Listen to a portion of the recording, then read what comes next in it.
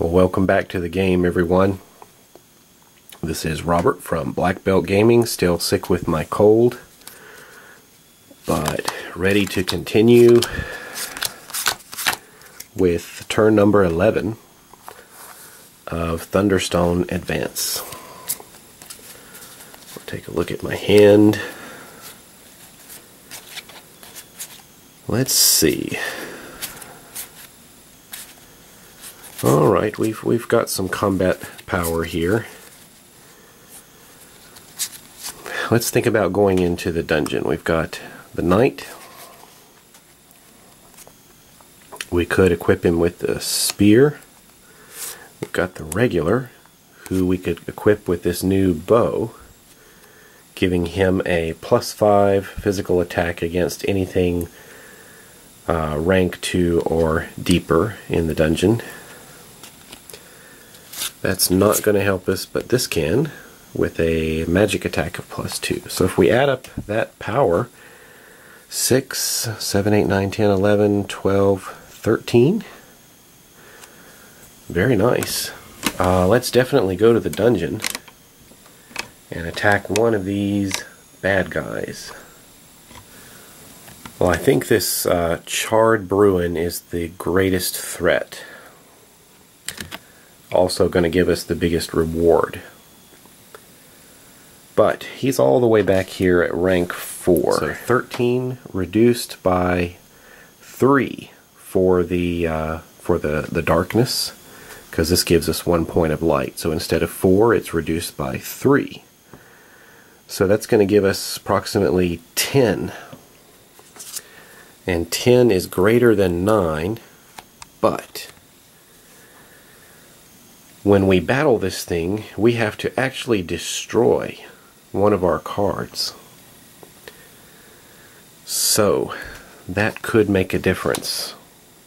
I don't want to destroy my regular right now because he's adding a lot with this bow. And I don't want to destroy the monster that I defeated because he's adding victory points to the deck.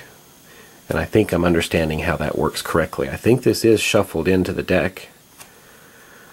So, I guess I gotta lose the spear. So if we lose the spear, 5, 10, 12, reduced by 3 is 9. And 9 is good enough to take out this creature. So let's do that. We beat this guy. He goes in our discard pile. And we gain 2 experience points from that fight. We'll go back up to the hallway. And let's see who's coming out next. A Drake Clan Cutter. And this is another one of those guys worth the -1 victory point. Won't be too concerned about getting him anymore. Alright, that concludes turn 11. Alright, picking up turn 12. We're taking a look at our hand. Very little in the way of attack power. 1 regular and 1 cleric. And that's about it. So I think this is a round to go to the village. Okay, well, how much can we buy? 1, 2, 3, 4, 5, 6. 6 gold to go shopping with.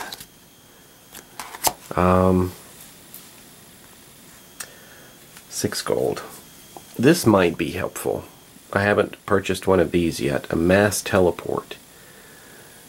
This is a supporting spell that, when we're in the dungeon, allows us to draw 3 additional cards.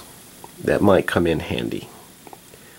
So let's add that to our discard pile. And then we've got 2 experience points. Should we level up the regular or level up the cleric? I think I will go and level up and bring in another summoner. Why don't I do that? So that's going to do it for this turn. Bad news for the village, however, as the ogre, another ogre, gets out and attacks. So right now I've got a little stack going. This is all the damage that's been done to the village so far. Somehow I've got to start surpassing that with victory points in my deck. So at the end of our turn, monsters move down and a new one is drawn. Okay, getting some kobolds now. Maybe I can start wiping these guys out. That will end turn 12. Well, turn 13 begins, and I've only got one card. And we've got our discard pile here, so I need to start shuffling this up. Alright, 1, 2, 3, 4, 5, 6. Come on, we need some good combat cards. Let's see what we could do. That would give us 5, 6, 7. 7 attack power and 1 point of light. I think I'm going to take out the Drake Clan Ambusher. I can take him down pretty easy and keep anybody else from coming out. So defeating him is no problem. And we're going to get a victory point for defeating him and 1 experience point into our pool. So these guys will shift down, and then we'll draw an ogre in 14. Let's see what we've got. Regulars, summoner, sergeant, and a summoner. So some pretty good fighting power this turn. 1, 2, 3, 4, 5, 6, 7, 8, 9, 10. 10 attack power and 2 sources of light. Okay, we're going to be brave and do this. We're going to take on the Pyre Viper, and that's going to get us 2 curses. But we should have enough in the end to take this guy down with his 7 health. Let me shuffle the curses and curse myself. Alright, we'll draw 2 curses out of this curse deck. We'll take a look and see what they do. Curse of Decay. This says that this will give you -1 attack, and I guess this is the way that you get rid of it. Alright, the next one is a Curse of Sloth, and I guess you destroy this one in the dungeon and it causes you some problems in the dungeon. So we do defeat this guy, and we get 2 experience points for doing it, and he goes into our discard pile along with the other heroes. Now our little kobolds continue their march forward, and the ogre is following along with a Drake Clan shaman. So there's where all the kobolds were hiding. That's the end of turn 14. Well, let's take a look at curses. I think they're working a little bit differently than I anticipated. It says that some effects cause you to gain 1 or more curse cards. These come from the curse deck, and you always place a drawn curse cards on your discard pile. So, they didn't come out into play like I thought. They go onto the discard pile and they will affect you later. It says that curse cards are not affected by any monster trait or effect that does not specifically target curses. Curse cards are special cards, not village or monster cards. You can get rid of curse cards in a number of ways. When you rest, the card you destroy from your hand can be a curse. Some hero and village cards also allow you to destroy these cards. Each type of curse also comes with a method of removal, sometimes simple, sometimes very costly. Curse cards are not removed from the game when you destroy them. Instead, when you destroy a curse card, place it on the bottom of the cursed deck, face down. So, I played that a little bit incorrectly there. Everything came out okay. The results would have been the same. But these guys go into the discard pile, and they're going to come up later. But that little article also brought up an interesting set of actions that I haven't done yet. And let me take a brief look at that. Here is an action that you can take on your turn. It's called Prepare. And sometimes you just can't do much with the cards in your hand, and so Prepare lets you try to build a better hand for the next turn. So what you do is you take as many cards as you want from your hand and put them on top of your deck in any order so that you will draw them next time. And that's all you do. You sort of wasted your turn, but you've set yourself up to have a more successful one next time. Down here is Rest. Resting lets you get rid of one card you no longer want. Choose one card in your hand and destroy it. That's all you do, and you end your turn. So that was what they were referring to as a way to get rid of a curse. Okay, heading into turn 15. 6 cards. Let's take a look. We got 2 Thunderstones. Thunderstone shards, a knight, a snakehead flail, and a long spear. I don't think we can equip both of those.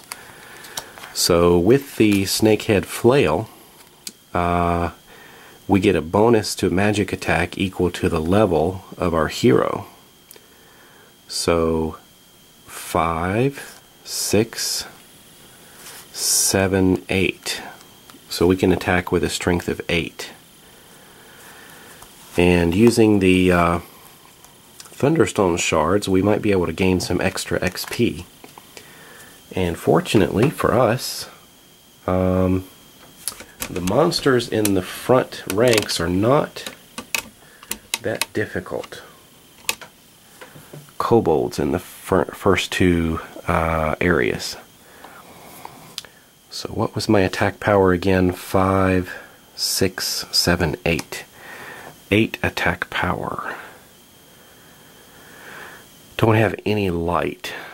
So this guy's worth -1. Let's shift him back. And let's go after, using the Ranger ability. We're going to swap places here. Let's take this guy down instead. So we're going to go to the dungeon and wipe out this Drake Clan ambusher.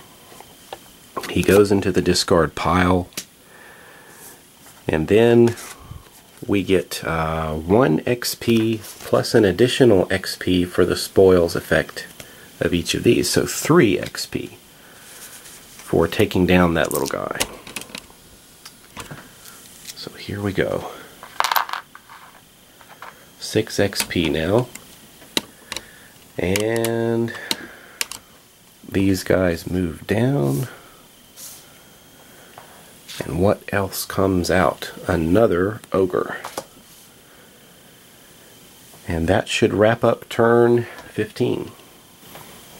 Alright, we're heading into round 16. Probably the last one I can get in tonight. 3 cards. We need to reshuffle the deck. 4, 5, 6. And let's take a look at our hand. Alright. We picked up one of our curse cards. If we go to the village, it says if this is the first ability you have used this turn, destroy this card. You cannot use any more abilities this turn. That's one way we can get rid of it. What about shopping? 6 gold to go shopping with. And we've got some XP over there that we can use. Now, the guy in rank 1 is this cutter worth -1 victory points. I think I'm going to let him go and harass the village. So let's spend this turn 16 in the village. So I guess what we do first is we need to use an ability, and if this is the first ability you have used this turn, destroy this card. So we'll use this one, and I think we can get rid of it. So no other village abilities, but we can go shopping, worth 6 gold. And let's see, what do we want to buy with 6 gold? Let's, I don't think I've purchased one of these. Maybe we can try this moonstone. It gives us 2 points of light, which is nice. And we even get to draw another card. So let's buy that with our gold. And with our XP, let's level up each one of these heroes. We're going to spend 2 on the summoner and 2 on the cleric.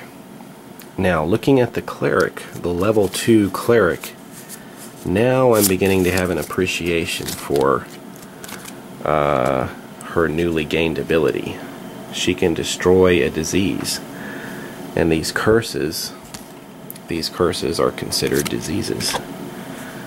So yeah, level 2.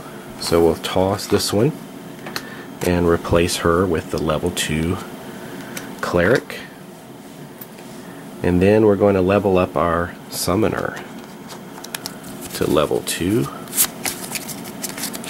And let's take a look here. Magic attack is bumped up another point, and 2 points of light. So yep, we'll do that as well. So that leaves us with 2 XP left. And now this little worthless guy gets out and joins the party in the village. And the monsters move down, move down. And we got another Drake Clan shaman. So there we go. That's going to end turn 16. Thanks for joining me and learning the game along with me.